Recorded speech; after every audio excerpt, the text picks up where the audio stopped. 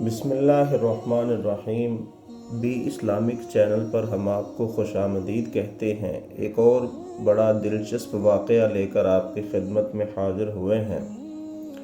فرعون کے ڈوب کر مرنے کے بعد سمندر نے اس کی لاش کو اللہ کے حکم سے باہر پھینک دیا، جبکہ باقی لشکر کا کوئی نام و نشان نہ ملا۔ مصریوں میں سے کسی شخص نے ساحل پر پڑی اس کی لاش پہچان کر اہل دربار کو بتایا۔ فرعون کی لاش کو محل پہنچایا گیا۔ درباریوں نے مصالے لگا کر اسے پوری شان اور احترام سے تابوت میں رکھ کر محفوظ کر دیا۔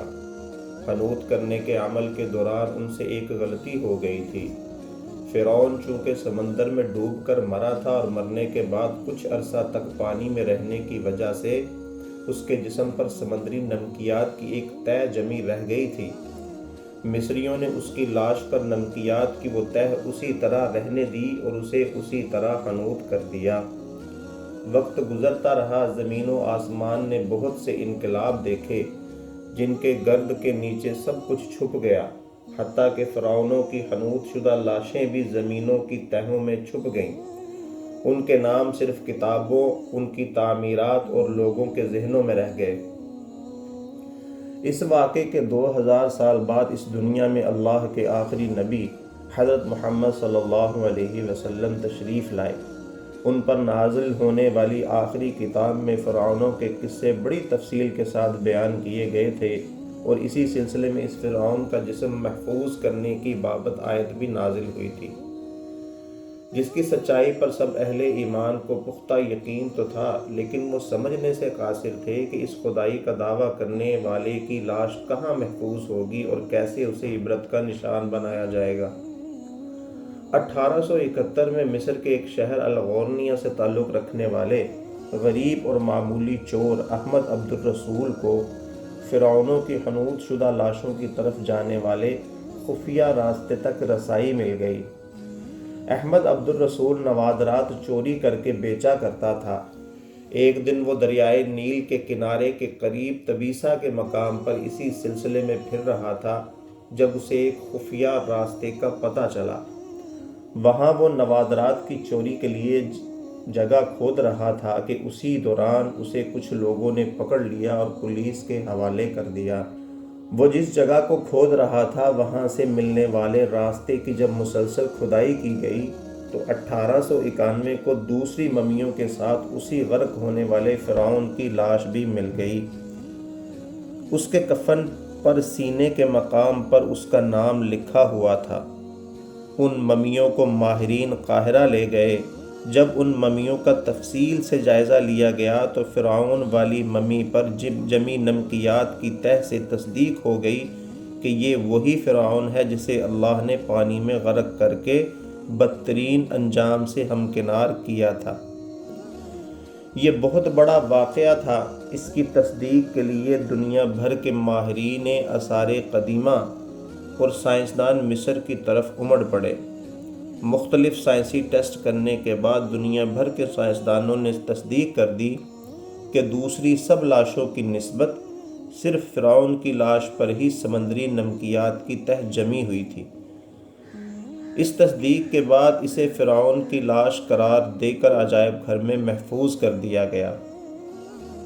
1982 میں فرعون کی ممی خراب ہونے لگی تو اس وقت کی مصری حکومت نے فرانس کی حکومت کو درخواست کی کہ فرعون کی ممی کو خراب ہونے سے بچایا جائے، نیز جدید سائنسی ذرائع سے اس کی موت کی وجہ بھی معلوم کی جائے۔ چنانچہ مصری اور فرانسیسی حکومت نے مل کر ممی کو فرانس لے جانے کا انتظام کیا۔ جب فرعون کی لاش کو فرانس پہنچایا گیا تو ایئرپورٹ پر اس دور کے فرانسیسی صدر بذات خود حکومت کے اعلیٰ عہدیداروں، تمام وزراء اور فوج کے افسران کے ساتھ استقبال کے لیے موجود تھے۔ فرعون کی لاش کا استقبال کسی عظیم زندہ بادشاہ کی طرح کیا گیا۔ فوجی دستوں نے سلامی دی۔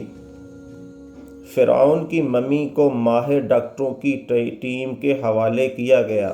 اس ٹیم کی سربراہی ڈاکٹر مورس بوکائے نے کی تھی۔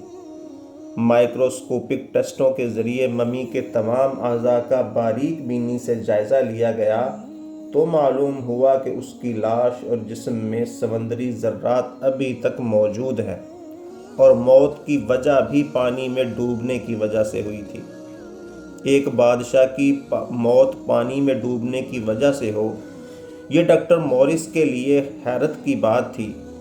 اس نے اس ممی کے بارے میں مزید جاننے کی کوشش کی تو اسے معلوم ہوا کہ اس بادشاہ کی موت کے تمام حالات مسلمانوں کے نبی حضرت محمد صلی اللہ علیہ وسلم پر اتری کتاب قرآن مجید میں تفصیل سے درج ہیں۔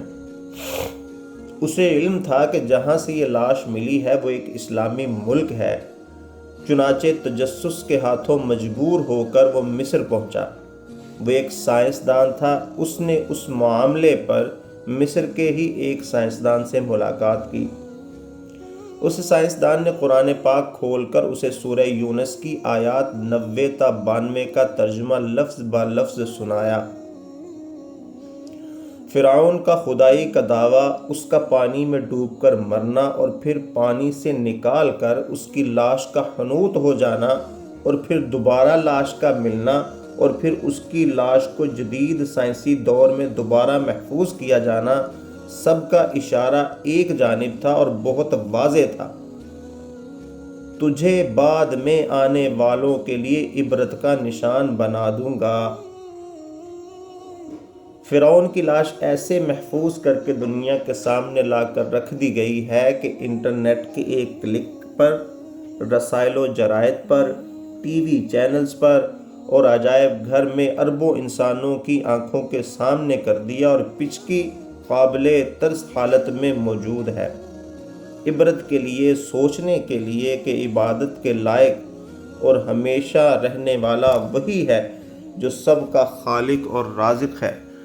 ڈاکٹر موریس نے آیات کا ترجمہ سنا تو اسے پڑھا اور مسلمان ہو گئے۔